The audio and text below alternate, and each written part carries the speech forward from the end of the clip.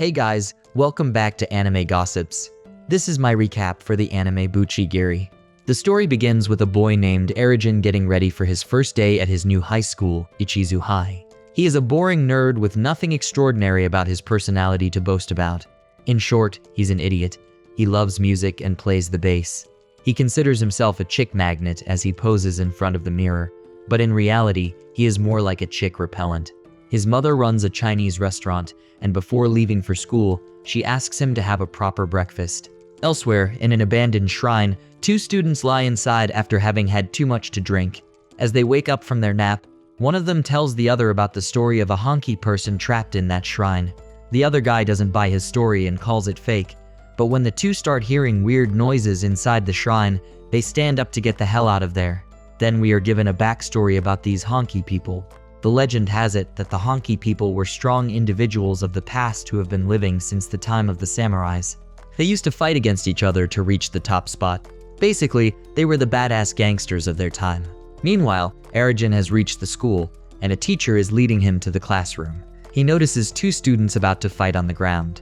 Well, the school Arajin got into is notorious for juvenile gang activities, just like Tokyo Revengers and Crow's Zero, but the characters here are goofier compared to them. The two clashing groups of Ichizu High are the Minato Kai group and the Suuma squad. Yeah, the guys at Suuma squad probably preach Andrew Tate as their top G. On the ground, one of the two individuals fighting is Matakara. The guy looks jacked, and his opponent in the fight is a fat guy who looks terrifying too. But Arajin is not the least interested in fights. He's only there for the ladies. He asks his teacher if there are any cute girls around, and the teacher replies there might be some. With hopes of meeting his kawaii waifu, Arajin enters his classroom, only to find boys who look like thugs on the streets. But before he could feel all dejected and sad, he notices a cute girl sitting in the corner of the classroom. Arajin is stunned by her beauty, and he has already made up his mind to make her his girlfriend. As he proceeds to sit at his desk, the girl approaches him and introduces herself as Moro. Arajin is on cloud 9 when the girl approaches him herself, and after learning her name, he quickly starts dreaming about how good their names sound together. The girl seems oddly too friendly, but Arajin is too dumb to see through her act. She asks Arajin if they can walk home together, and Arajin readily agrees. After class, Arajin is restless to meet Moro outside at the school gates. However, he is stopped by two other students, Kakeru and Kamao. The two want to have some fun with the new guy, but Arajin tells them in a hurry. However, the two stop him from leaving anyway.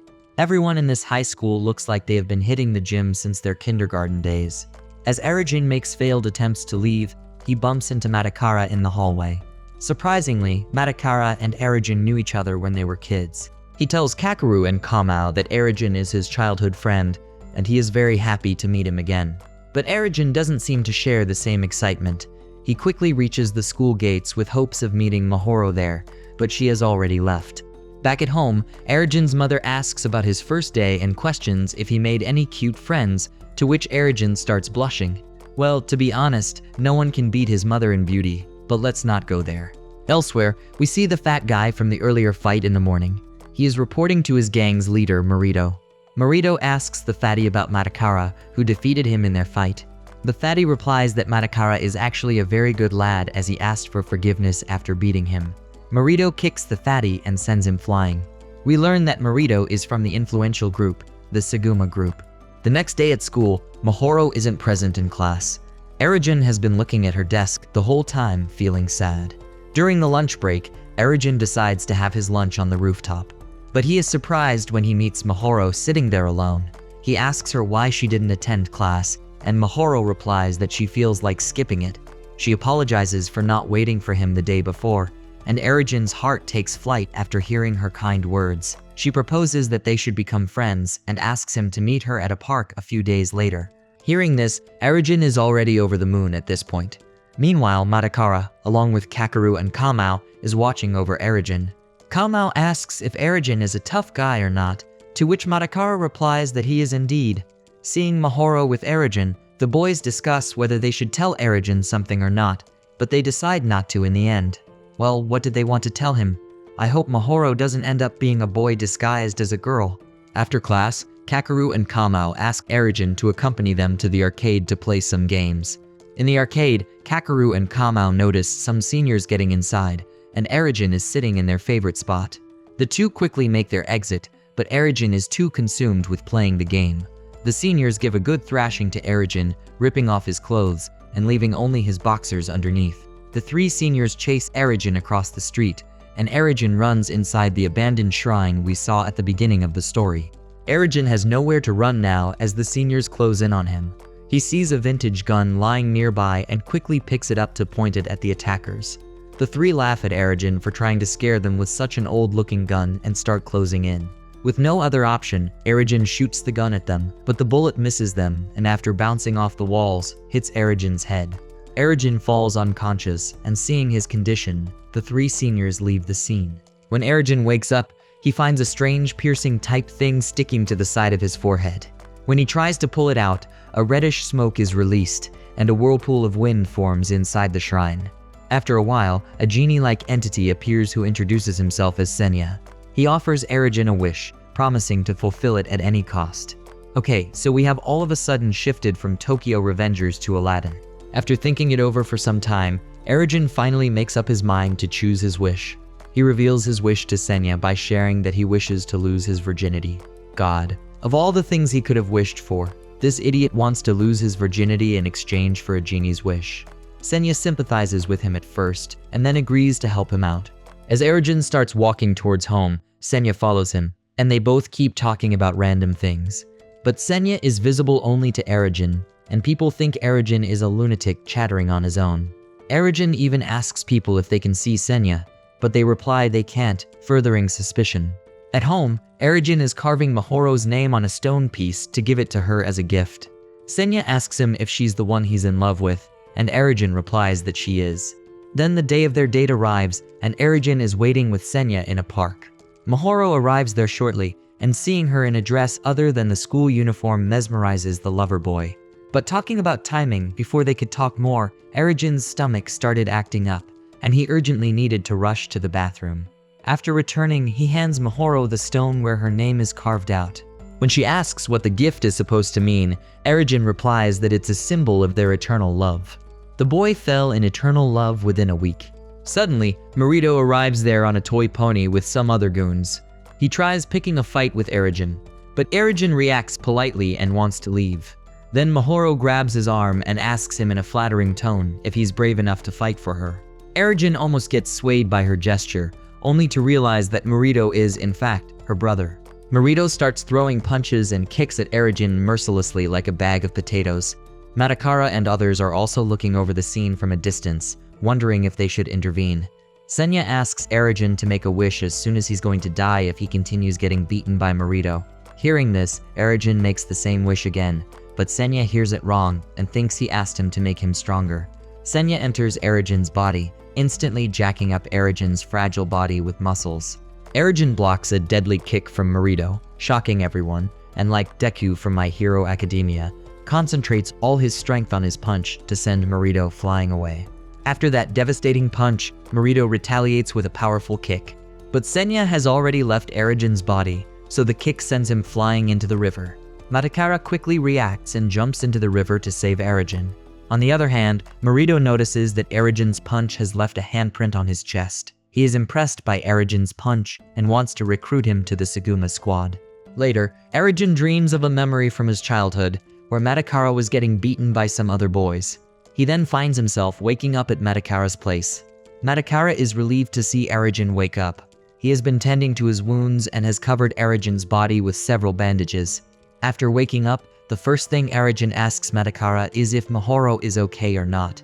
This guy surely lets his heart think, how blind can one be in love? Matakara replies she left after the fight and should be alright at her home. Arajin then notices a stone like the one he gave to Mahoro, lying nearby. When he asks Matakara about it, Matakara tells Arajin that it's the stone Arajin gave him when they were kids. It also has Matakara's name carved on it. Oh, what do we have here? It feels like a scene out of a forbidden love story. Matakara then asks Arajin if he started avoiding him because he thought Matakara was weak.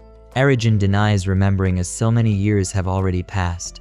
After returning home, Arajin asks Senya about his true identity while taking a bath. Senya replies that he was a honky person and was able to almost reach the top of the food chain once. He tells Arajin that he was able to merge into Arajin's body for a single attack during his fight with Morito. If they work on merging, then Senya can turn Arajin into a strong guy.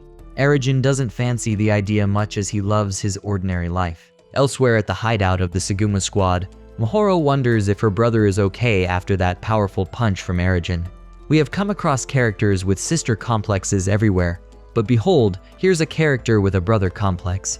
A member of the Suuma squad, Nagara, shares important news with Morito.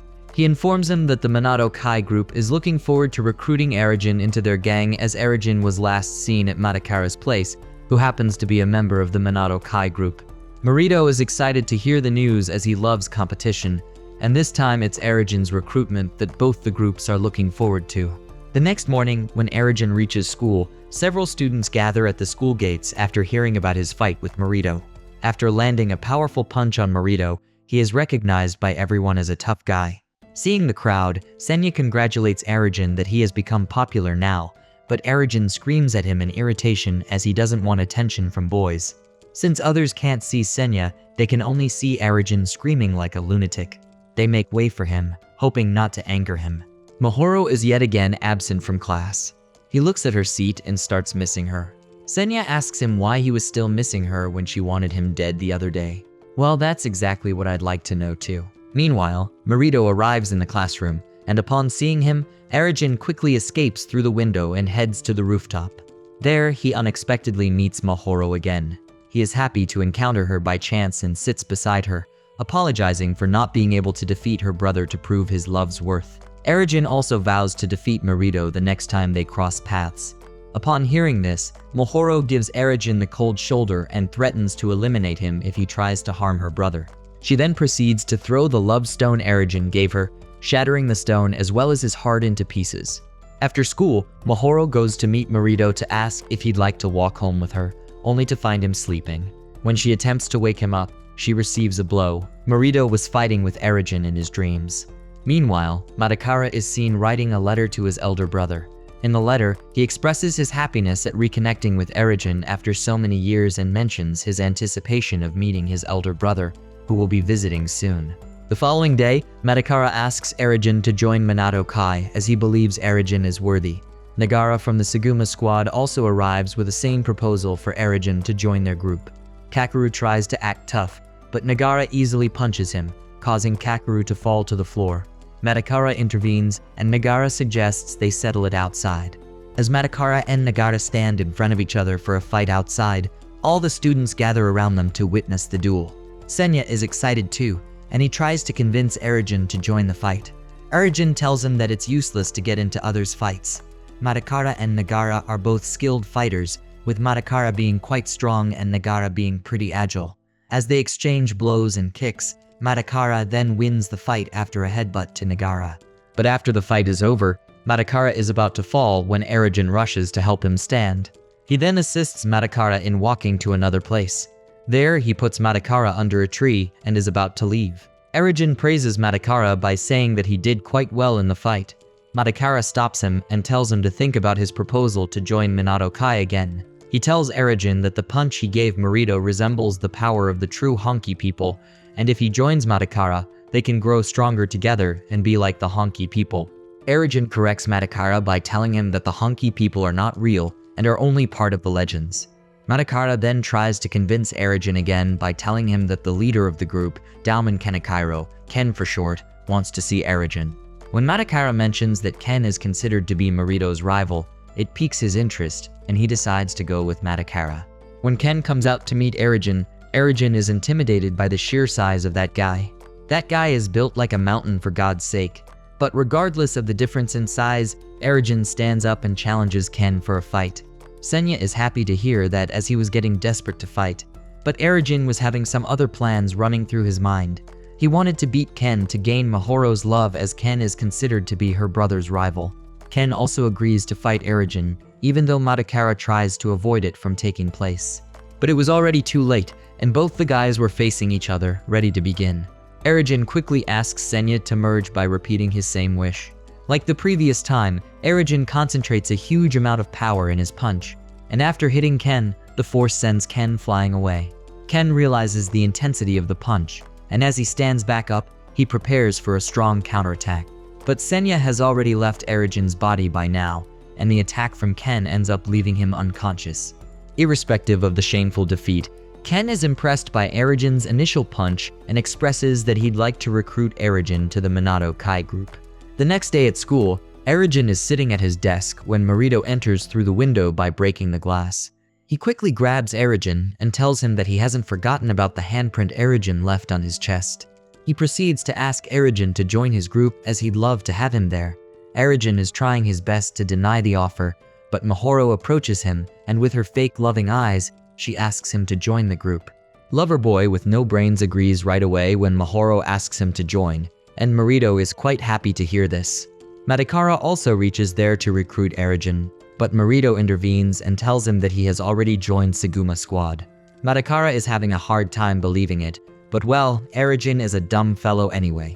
Morito tells Madakara that if he wants to have Arajin back, he'll have to use force. Madakara doesn't want to get involved in any more fights. Feeling betrayed, Madakara decides to walk away for now.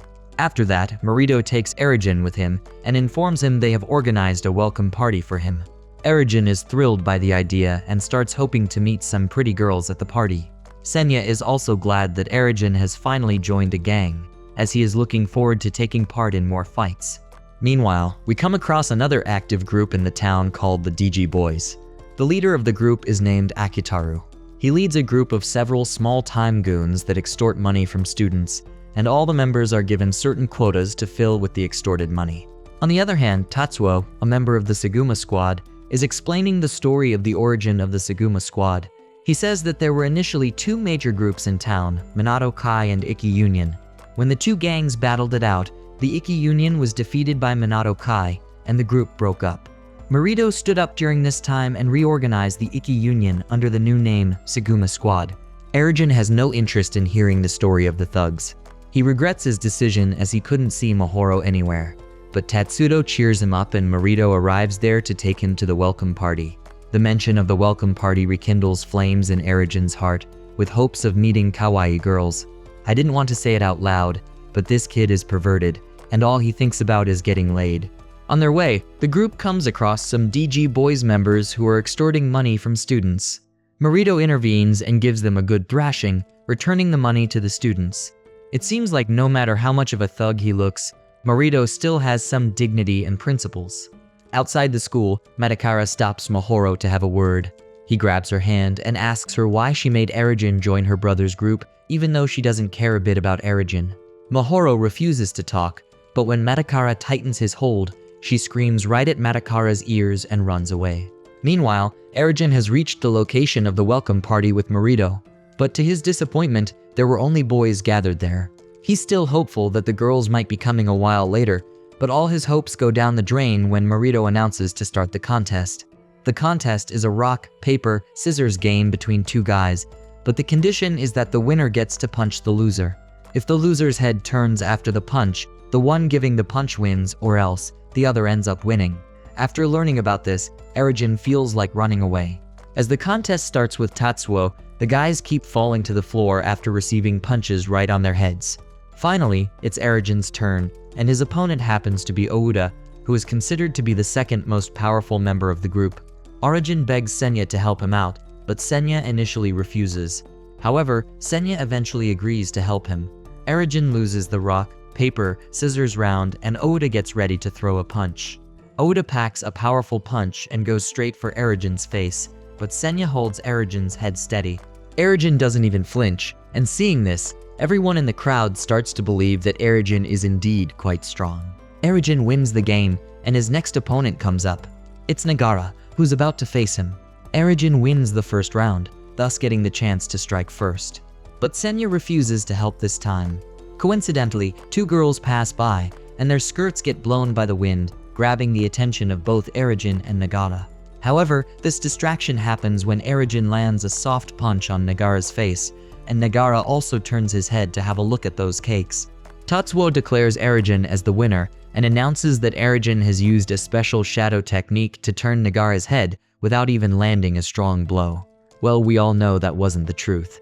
Morito volunteers next, and Arajin starts shaking with fear. He gets nervous, and as usual, his stomach starts acting up, forcing Tatsuo to call for a break. When Arajin rushes to the bathroom to take care of his urgent need, he sees Oda lying there in a wounded condition. He quickly informs the rest, and everyone gathers in the bathroom. Morito inspects the surroundings and finds a Minato Kai armband lying there. Nagara claims that it must be Minato Kai members who did this to Oda, but Morito refuses to believe that, as he is well aware that Ken never stabs people from behind. After this, Arajin heads home only to see his dream girl waiting for him. Moro asks Arajin how the welcome party went, and he replies that it was very tiring, and he might quit the group soon. Hearing this, Moro slaps Arajin and tells him that he must stick to the group until he is strong enough to beat her brother. She uses her wicked kawaii tone and heart hand signs to convince the idiot. Arajin readily agrees, and Moro leaves. Later in the evening, we see Arajin working out and practicing fighting moves in his room. Senya is glad to watch him practice fighting, as he's all about fights. Senya then asks him to practice playing the flute, as in some weird way, Senya considers this exercise to help merge their souls more efficiently. Elsewhere, Nagara and another Suuma squad member come across some Minato Kai members. They get into a fight as Nagara still blames Minato Kai for Oda's condition. Suddenly, many DG boys appear, and they attack all of them. It seems that the DG boys were behind the whole scenario to create a rift between Suuma squad and Minato Kai. The next day at school, Madakara approaches Arajin during the PT class to stretch with him. As the two stretch out, Madakara fondly recalls that they used to stretch like this when they were kids. Arajin denies remembering anything like that, and Madakara feels bad after hearing him. This is slowly turning into a love triangle now, with enemies to lovers and childhood partners probes in full swing. Later, Madakara is called by other Minato Kai members to see that two of their members were beaten up badly and left tied to trees. Minato Kai members grow furious, and their first doubt goes to Suuma squad members. The members of the two groups start fighting whenever they cross paths, and Morito sees this. He gets furious and decides to confront Ken at his place. And that's the end of the video. Please comment and let me know which anime recap you'd like to see next. As always, if you liked what you saw, subscribe to the channel. I'll be uploading a lot of videos just like this one, and I'll see you in the next one. Till then, goodbye.